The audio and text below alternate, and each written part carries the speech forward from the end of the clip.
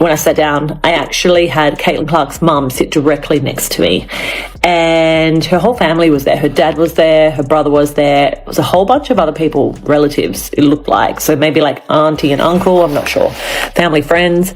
But they definitely came to watch her play, and the expectation, I'm sure, was that she was playing.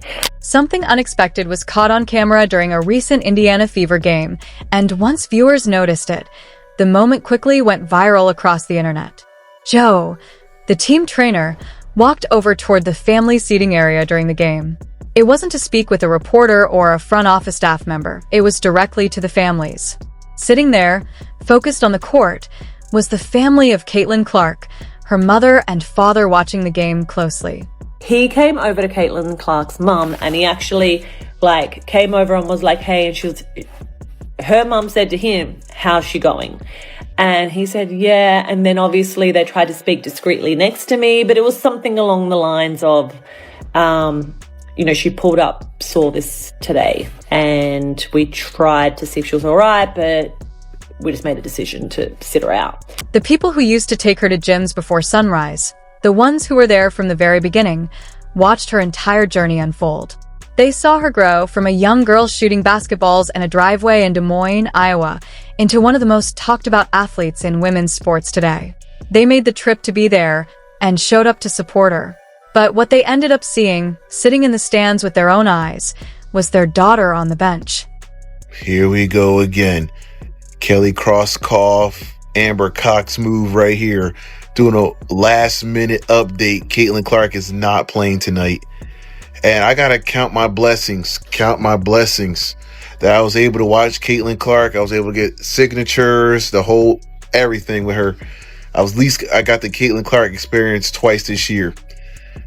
I feel bad for the fans that travel so far to go see her play, and they won't be able to see her tonight. And they pull the carpet underneath all those fans.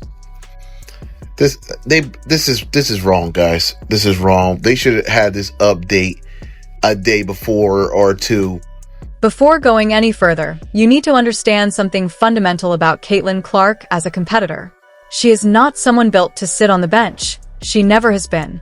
In college, she regularly played 40-plus minutes per game as if it were completely normal. Even in her rookie season under head coach Christy Sides, she spent nearly every meaningful moment of the game on the court, rarely coming off it.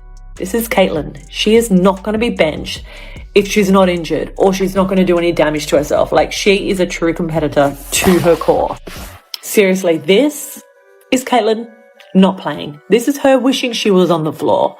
This is her going, God, get me out there. She said recently, being on the bench, yes, she wants to be one of the best teammates she can in terms of being supportive, but God knows she does not want to be benched. She wants to be playing ball. She loves it more than anybody. Basketball isn't just something she does for a living. It feels like it's built into her.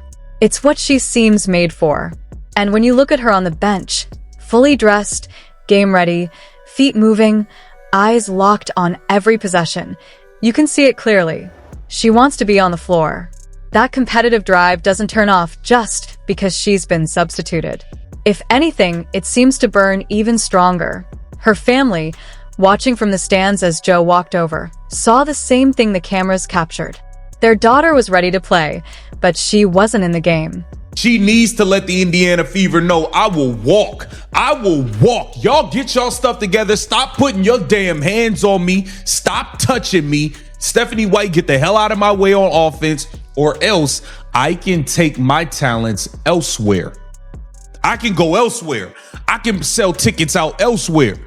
My fans already are starting to show up less and less because they don't trust y'all dealing with me. Under Christy's Sides, the approach was straightforward, and it worked. Caitlin Clark played a lot.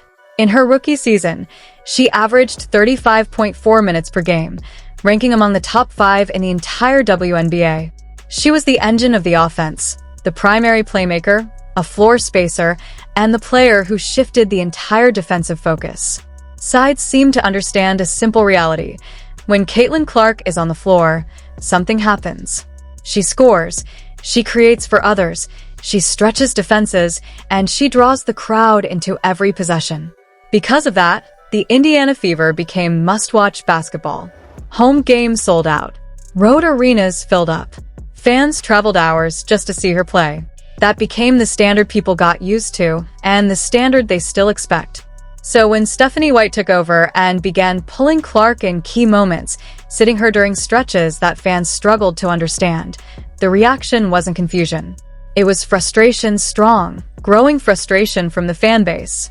Just following up on Caitlin from earlier, she didn't practice yesterday. Why was she not listed on the injury report, or why wasn't the injury report updated like earlier today if she woke up with soreness in her back? Well, not everybody that doesn't practice or gets a pro day is on the injury report, so that happens all the time. And she wasn't listed on the injury report earlier because we expected her to play. And is she injured? I guess this is a fair question. Is she injured, or is it something other than an injury? Her back is sore. So if there's anything more detailed than that, that's the training staff. Do you think the Fever could get fined for not listing her on the injury report? No. Thank you. To be fair, Stephanie White and the Indiana Fever organization haven't been silent about the situation. Their official stance points to load management and player protection, keeping Caitlin Clark healthy after a difficult 2025 season that saw 3 separate injuries and just 13 games played, ending well before it was supposed to. On paper, the reasoning makes sense. Nobody wants a repeat of that. Not the coaching staff, not the front office, not the fans, and certainly not Clark herself. But where that logic starts to break down is when you actually watch the games. Basketball, especially for point guards, depends heavily on rhythm. Players need extended minutes to read defenses, build chemistry, find their timing, and settle into the flow of the game. Constantly pulling a player outright as she begins to find that rhythm, then putting her back in a few minutes later, doesn't allow her to operate at a peak level. That's not how momentum works. Rhythm matters. Momentum matters. And when Clark is rotated in and out in uneven, unpredictable stretches, neither she nor the Fever offense is able to fully settle, and the results reflect that. The Indiana Fever took on the Portland Fire, and there were about 35 people in attendance. Damn!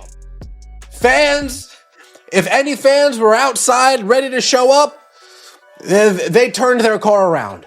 If somebody was in the parking garage getting ready to pay the parking attendant, as they're handing over the cash, they're looking at their phone. Oh, Caitlin Clark's not playing. Hey, I'll take my cash back. Yeah, I'm not coming. Damn. The data is starting to raise questions the Indiana Fever can't ignore. Attendance has slipped in 2026, a noticeable drop for a franchise that surged in popularity after Caitlin Clark's arrival. When she plays extended minutes and is fully involved, arenas fill up and energy spikes. But that consistency hasn't always been there this season. One game even saw a late change to her status before tip-off, leaving traveling fans frustrated. While the organization points to load management and injury prevention after her 2025 setbacks, critics argue that constant in-and-out rotations disrupt her rhythm and the team's flow. Fans, meanwhile, are clearly reacting with their attention and their attendance.